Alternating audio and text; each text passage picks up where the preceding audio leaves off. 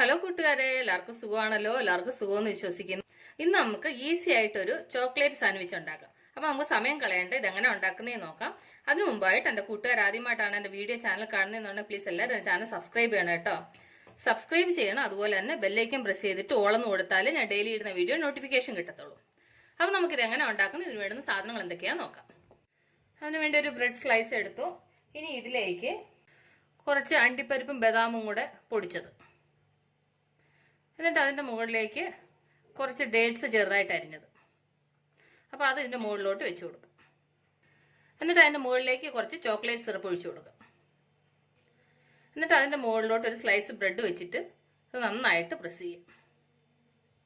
അപ്പോൾ ഇത് റെഡിയുണ്ട്. ഇനി നമുക്കിത് ഫ്രൈ ചെയ്യണം. അതിനുവേണ്ടി സ്റ്റവ് കത്തിച്ച് പാനടപ്പ് വെക്കട്ടെ.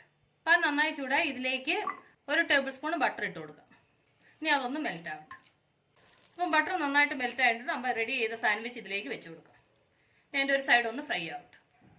അപ്പോൾ അതിൻ്റെ ഒരു സൈഡ് ഫ്രൈ ആയിട്ടുണ്ടാവും. നമുക്കിതൊന്ന് തിരിച്ചിട്ട് കൊടുക്കാം. അപ്പോൾ ആ സൈഡും കൂടി ഇതുപോലെ ഒന്ന് ഫ്രൈ ആവട്ടെ. അപ്പോൾ ആ സൈഡ് നന്നായിട്ട് ഫ്രൈ ആയിട്ടുണ്ട്. ഞാനിത് സെർവിംഗ് പ്ലേറ്റിലോട്ട് മാറ്റട്ടെ. അപ്പോൾ എൻ്റെ കൂട്ടുകാർക്ക് ഞാൻ നിങ്ങളുമായിട്ട് ഷെയർ ചെയ്ത ഈ ചോക്ലേറ്റ് സാൻഡ്വിച്ച് റെസിപ്പി നിങ്ങൾക്ക് എല്ലാവർക്കും ഇഷ്ടപ്പെട്ടാണെന്ന് വിശ്വസിക്കും.